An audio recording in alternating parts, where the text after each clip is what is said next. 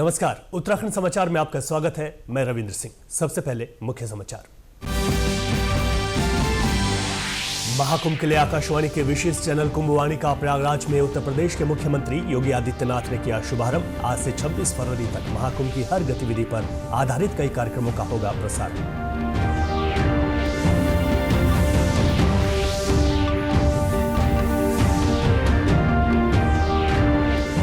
मुख्य सचिव राधा रतूड़ी ने अधिकारियों को वित्तीय वर्ष की समाप्ति से पूर्व बचा हुआ राजस्व समय से प्राप्त करने के दिए निर्देश। राजस्व बढ़ाने के लिए समान परिस्थिति वाले देशों और राज्यों का अध्ययन करे वन विभाग। नाबार्ड की RIDF पर HPC की भी ली बैठक।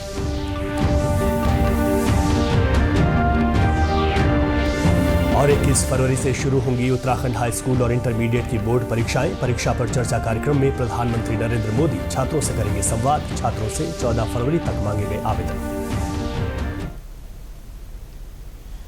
अब समाचार विस्तार से।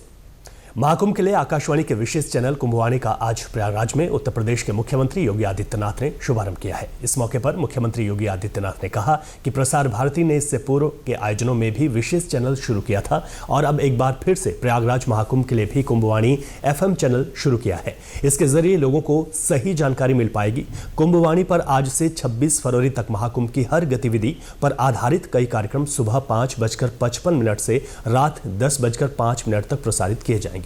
कुंभवाणी चैनल पर अमृत स्नान का आंखों देखा हाल भी सुनाया जाएगा।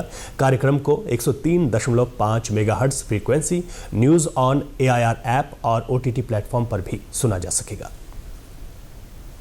समय की इस प्रतिस्पर्धा के अनुरूप अपने आप को तैयार करना और दूर दराज के क्षेत्रों में जहां पे कनेक्टिविटी के इश्यू होते हैं, वहां पर बहुत सारी ऐसी चैलेंजेस थे। उन चैलेंजेस को भी ध्यान में रखते हुए FM चैनल ने, प्रसार भारती के FM चैनल ने 2013 में भी, 2019 में भी और आज जब महाकुंभ के इस आयोजन के हम साक्षी बन रहे हैं, इस अवसर पर भी कुंभवाणी के नाम पर इस विशेष FM चैनल को यहां पे शुभारंभ करने की कार्रवाई प्रारंभ की है। मैं इसके लिए उत्तर प्रदेश सरकार की ओर से प्रसार भारती को हृदय से धन्यवाद देता हूं। मुख्य सचिव राधा रतूड़ी ने सचिवालय में अधिकारियों के साथ बैठक कर जरूरी दिशा निर्देश दिए। उन्होंने विभागों के साथ 2025-26 के लिए राजस्व प्राप्ति के लक्ष्य निर्धारित किए जाने और वर्तमान वित्तीय वर्ष की समाप्ति से पूर्व अवशेष राजस्व प्राप्ति को समय से पूरा करने के अधिकारियों को निर्देश दिए हैं। उन्होंने वन विभाग को राज्य में समान परिस्थिति वाले अन्य देशों और राज्यों के अध्ययन के निर्देश दिए हैं, जिससे वन विभाग की राजस्व वृद्धि की संभावनाओं पर कार्य किया जा सके। मुख्य सचिव ने सभी विभागों के सचिवों को अगले बजट के प्रस्तावों पर तेजी से कार्य करते हुए ससमय भेजने के निर्देश भी दिए हैं। वहीं मुख्य सचिव ने नाबार्ड की RIDF यानी ग्रामीण अवसंरचना विकास निधि पर उच्चाधिकार प्राप्त समिति HPC की बैठक भी ली। इस दौरान मुख्य सचिव ने नाबार्ड को प्रस्तावों की स्वीकृति में तेजी लाने के भी निर्देश दिए हैं। उन्होंने कहा कि स्वीकृत प्रस्तावों के सापेक्ष विभागों की प्रगति संतोषजनक नहीं है। सभी विभागों को इसमें तेजी लाने की आवश्यकता है। मुख्य सचिव ने धीमी गति से चल रही सभी परियोजनाओं पर तेजी से कार्य करने के भी निर्देश दिए हैं। 21 फरवरी को उत्तराखंड में हाई स्कूल और इंटरमीडिएट की बोर्ड परीक्षाएं होनी हैं। ऐसे में बच्चों पर परीक्षा का मानसिक दबाव न पड़े, इसको लेकर परीक्षा पर चर्चा कार्यक्रम किया जाएगा। प्रधानमंत्री नरेंद्र मोदी इस दौरान बच्चों से संवाद भी करेंगे। इसको लेकर प्रदेश में शिक्षा विभाग भी तैयारियों में जुटा है। इसके लिए छात्रों से आवेदन मांगे गए हैं, जिसकी अंतिम तिथि 14 फरवरी रखी गई है। शिक्षा महानिदेशक झरना कमठान ने कहा कि इसका उद्देश्य यह है कि बच्चों पर मानसिक दबाव कम हो और वह परीक्षा को लेकर मोटिवेट भी रहे।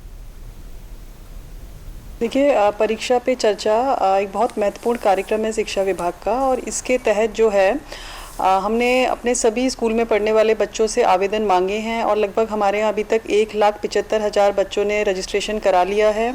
और इसकी अंतिम तिथि जो है आवेदन करने की, रजिस्ट्रेशन की अंतिम तिथि जो है 14 जनवरी है और इसमें हमारे द्वारा अधिक से अधिक प्रोत्साहित किया जा रहा है बच्चों को इसमें भाग लेने के लिए।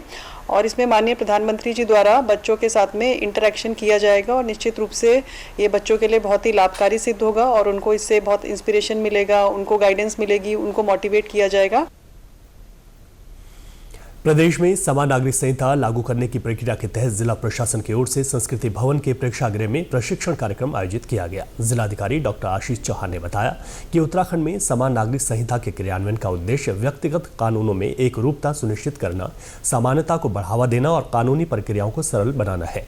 इस पहल में स्पष्ट रूप से परिभाषित भूमिकाओं और जिम्मेदारियों के साथ ही उप निबंधक, निबंधक और महानिबंधक का एक संरचित पदानुक्रम बनाना शामिल है। उन्होंने कहा कि सूचना प्रौद्योगिकी विकास एजेंसी की ओर से यूसीसी लागू करने के लिए एक विशेष एप्लीकेशन विकसित की है। प्रशिक्षण में पोर्टल पर ऑनलाइन और ऑफलाइन पंजीकरण प्रक्रिया की पूरी जानकारी दी जा रही है। इसमें यूसीसी लागू होने के बाद शादी, एक्ट लागू होने के बीच में शादी और एक्ट लागू होने से पहले शादी, तलाक, लिविंग रिलेशनशिप, उत्तराधिकार आदि के पंजीकरण करवाने के बारे में बताया गया। प्रशिक्षण में बताया गया कि मोबाइल ऐप के अलावा सीएससी सेंटर से भी पंजीकरण करवाया जा सकता है। कोई भी नागरिक वेब पोर्टल के माध्यम से भी अपना आधार कार्ड नंबर से अथवा सीएससी से ऑनलाइन पंजीकरण कर सकता है। इसके अलावा ऑफलाइन माध्यम से आवेदन अपलोड कर सकता है। लगभग 200 के आसपास हमारे पार्टिसिपेंट्स ने इसमें पार्टिसिपेट किया। एक ट्रेनिंग है जिसे इसमें मास्टर ट्रेनर और एडीएम साहब जो कि इसके नोडल हैं, उनके द्वारा विस्तार से उन्हें पोर्टल के डिफरेंट एस्पेक्ट्स के बारे में बताया गया और किस तरीके से जो सर्विसेज सिटीजन्स को दी जानी उसमें इन डिटेल डिस्कशंस और ट्रेनिंग उन्हें दी गई है। और इसमें सब रजिस्ट्रार के तौर पे वीपीडीओ और टैक्स कलेक्टर्स भी हैं और एसडीएम्स जो कि रजिस्ट्रार हैं वो भी इसमें पार्टिसिपेट करें। समान नागरिक संहिता का प्रशिक्षण दे रहे स्टेट वर्टिकल हेड दीपक चौहान ने बताया कि रजिस्ट्रार, सब रजिस्ट्रार समान नागरिक संहिता संबंधित आवेदन को कैसे स्वीकार या अस्वीकार कर सकते हैं, इसके क्या कायदे कानून हैं, इसकी जानकारी विस्तार से दी गई। इसकी टाइमलाइन बताई गई तथा इसको लेकर रजिस्ट्रार, सब रजिस्ट्रार की क्या जवाबदेही है, इसकी भी जानकारी दी गई है। आज इस ट्रेनिंग सेशन में हमने जो हमारे जितने भी सब रजिस्ट्रार और रजिस्ट्रार हैं कि उन्होंने यूसीसी ऑनलाइन पोर्टल में कोई भी एप्लीकेशन कैसे एक्सेप्ट करनी है, कैसे रिजेक्ट करनी है, एक्सेप्ट करने के क्या रेगुलेशंस हैं, रिजेक्शन के क्या रेगुलेशन है और उनकी समय अवधि कितनी है, कितने दिन की टाइमलाइन है उनको एक्सेप्ट करने की या रिजेक्ट करने की, वो सब आज इस ट्रेनिंग में बताया गया है। और उसके साथ ही जितने सब रजिस्ट्रार और रजिस्ट्रार हैं उन सबको उनकी रिस्पॉन्सिबिलिटीज बताई गई है कि उन्हें किसी भी एप्लीकेशन को रिजेक्ट या एक्सेप्ट करते समय किन किन चीज़ों का ध्यान रखना है। उत्तराखंड में एक बार फिर मौसम करवट बदलने जा रहा है। मौसम विभाग ने 2 दिनों तक के लिए येलो अलर्ट जारी किया है। पहाड़ों पर अधिक ऊंचाई वाले क्षेत्रों में लगातार बर्फबारी देखने को मिल रही है, जबकि मैदानी क्षेत्रों में सुबह और शाम के वक्त धुंध छा रही है।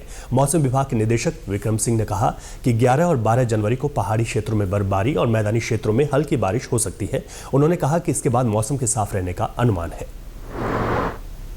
11 और 12 तारीख जनवरी में आप देखेंगे कि जो पश्चिमी विक्षोभ निकल रहा है उसकी वजह से बर्फबारी जो है प्रदेश में देखने को मिलेगी 11 और 12 तारीख में।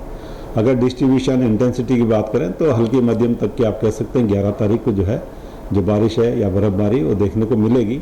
और बर्फबारी का जहाँ तक सवाल है तो 3000 मीटर या उससे अधिक ऊंचाई के जो क्षेत्र हैं उनमें रहेंगी। और विशेषकर मैं कहूँगा कि जो हमारे अंदर के डिस्ट्रिक्ट है उत्तरकाशी, चमोली, पिथौरागढ़, रुद्रप्रयाग या बागेश्वर, तो इनके जो 3000 मीटर या उससे अधिक ऊंचाई के क्षेत्र हैं वहाँ पर वो मिलनी चाहिए। अन्य जगहों में छुटपुटी रहेगी बर्फबारी की अगर बात करें, जैसे कि और हिल्स है तो 3000 मीटर के आसपास जो एरियाज होंगे तो आइसोलेटेड वहाँ में मिलने चाहिए। ज्यादा जानकारी के लिए बात करते हैं हमारे संवाददाता सचिन कुमार से। सचिन कुमार, इस वक्त अगर बात की जाए तो प्रदेश में मौसम की क्या स्थिति बनी हुई है? पहाड़ी इलाकों पर और मैदानी इलाकों में मौसम किस तरीके का बना हुआ है? चलिए, अभी तकनीकी खराबी की वजह से हमारे संवाददाता से हमारा संपर्क नहीं हो पा रहा है। आगे बढ़ते हैं। देश के सार्वजनिक प्रसारक प्रसार भारती ने ओटीटी प्लेटफॉर्म के क्षेत्र में कदम रखते हुए हाल ही में वेब्स की शुरुआत की है। यह डिजिटल मीडिया और ओटीटी दर्शकों को एक संपूर्ण इंफोटेनमेंट इकोसिस्टम देता है। अगर आपको भी चाहिए फ्री में शानदार कंटेंट तो आज ही डाउनलोड करें वेब्स ऐप। क्यूआर कोड के जरिए भी वेब्स ऐप डाउनलोड की जा सकती है। इसी के साथ अभी तक के समाचार समाप्त हुए। दूरदर्शन समाचारों से जुड़े रहें। मिलते हैं फिर शाम 6:30 बजे के बुलेटिन में। नमस्कार।